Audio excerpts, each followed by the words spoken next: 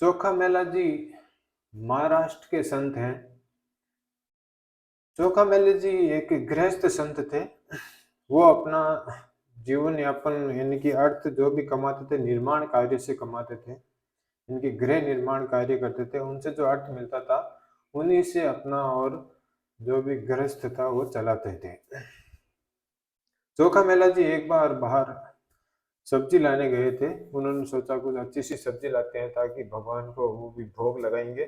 तो वहां पर सब्जी लाने गए तो उन्होंने देखा कि सब्जी वाले ठेले पे कुछ बड़े सुंदर से बड़े बड़े केले पड़े हुए थे। तो उन्होंने सोचा ये केले ले लेता हूँ, ये विठल भगवान को बहुत ही अच्छे लगेंगे।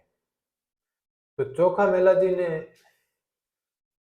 सब्जी की जगह उन केलों को ले लिया। केले लेकर वहां से सीधे मंदिर गए।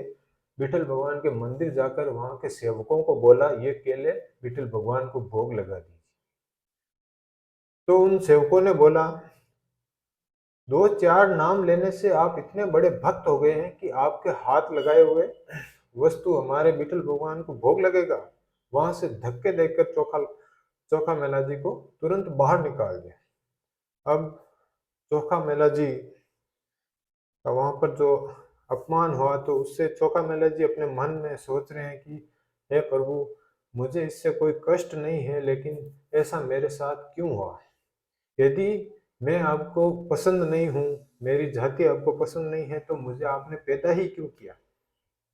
अब वो भगवान से मन ही मन शिकायत कर रहे हैं और रो रहे हैं। फिर वहां से चोखा मेला जी ने एकांत में जाकर निश्चय किया है कि जब ये मेरा शरीर भगवान की सेवा के काम ही नहीं आ सकता है तो इस शरीर का क्या फायदा, मैं इसे त्याग दूंगा। तो चोखा मेला जी ने उसी समय निश्चय कर लिया कि अब मैं अन्न जल ग्रहण नहीं करूंगा, अपने इस शरीर को त्याग दूंगा। जो मेरे भगवान के लायक शरीर नहीं है मैं उसे त्याग दूंगा।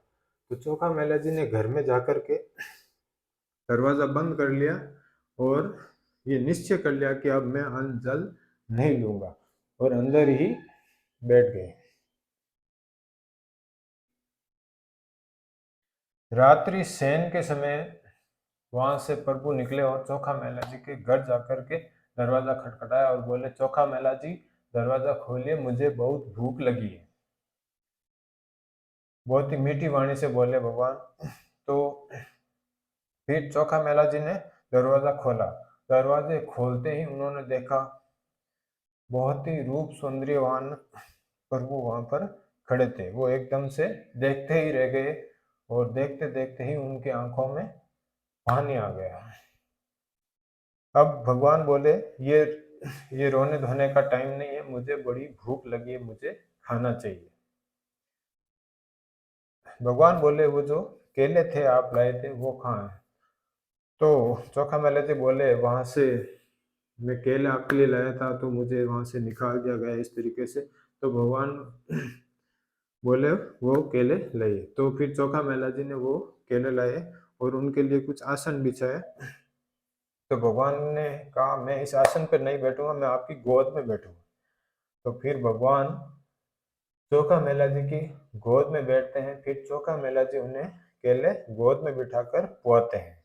देखिए, जिन चोखा मेला जी को उन सेवकों ने निकाला था, अब वहां पर भगवान वही केले उनकी गोद में बैठकर पुआ रहे हैं। कितना आनंद होगा चोखा मेला जी के लिए।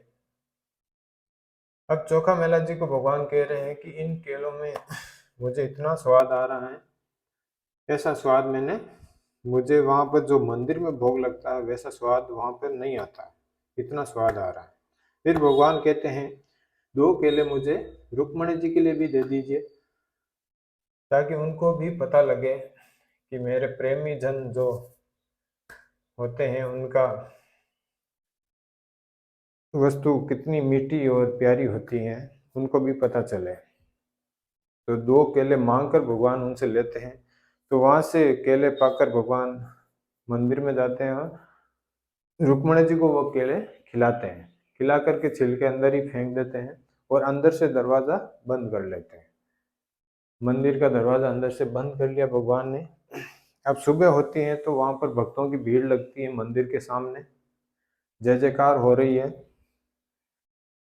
फिर जो उनके सेवक पार्षद थे वो भी जब रात को जाते हैं तो बाहर से दरवाजा देखकर जाते हैं, तो उन्होंने सुबह में दरवाजा खोला लेकिन दरवाजा अंदर से नहीं खुल रहा है। अब सब आश्चर्य में पड़ गए कि आज क्या हो गया, अंदर से दरवाजा नहीं खुल रहा है। तो सब भगवान से विनती करने लगे कि हमसे क्या पाप हो गया, सब रोने लगे। तो भगवान फिर अंदर से बोलते हैं, उन चोखा मेला जी को आप लाइए, यदि वो बोलेंगे तो मैं दरवाजा खोल दूंगा। तो सेवक बोलते हैं, हाँ हाँ प्रभु, हम अभी लेके आते हैं उन्हें। तो भगवान कहते हैं, नहीं ऐसे नहीं लाना है उनको, उनके लिए आप पालकी लेके जाइए, पालकी लेके लाइए, पालकी में बैठाल कर उन्हें लाना है। सेवक बोलते हैं, जी प्रभु ऐसा ही होगा। प्रभु फिर कहते हैं, आप उनके सामने जाकर उनसे विनती करना, उनके चरण पकड़ना और फिर उन्हें बैठाल कर लाना। तो ऐसा ही सेवक करते हैं, इसी तरीके से उनको चौका मेला जी को बैठाल कर लाते हैं। सभी लोग फिर आश्चर्य में पड़ जाते हैं कि जिन चोखा मेला जी को कल धक्के मारकर यहाँ से निकाला गया था, आज उन्हें ही, यही सेवक जिन्होंने निकाला था वही पालकी में बैठाल कर लेकर आ रहे हैं। यही भक्तों के प्रति भगवान का अनन्य प्रेम है। तो चोखा मेला जी फिर मंदिर में आकर भगवान के सामने रोने लगते हैं, प्रभु मैं इस लायक कहाँ हूँ, अब आप बस करिए, दरवाजा खोलिए। फिर तुरंत ही दरवाजा खुल जाता है। तो किस तरीके से भगवान अपने भक्त की लाज रखते हैं इसमें देखने को मिला। चोखा मेला जी ने केवल एक छोटी सी सेवा से इस प्रकार का चमत्कार खड़ा कर दिया। यदि हम सभी, जितने भी आप सुन रहे हैं और हम हैं, यदि आठों फेर प्रभु की भक्ति में लगे रहे तो सोचिए कितना बड़ा चमत्कार होगा। तो इसीलिए निरंतर भगवान का स्मरण करता रहे, नाम जप करते रहे, यही जीवन का मेन सार है।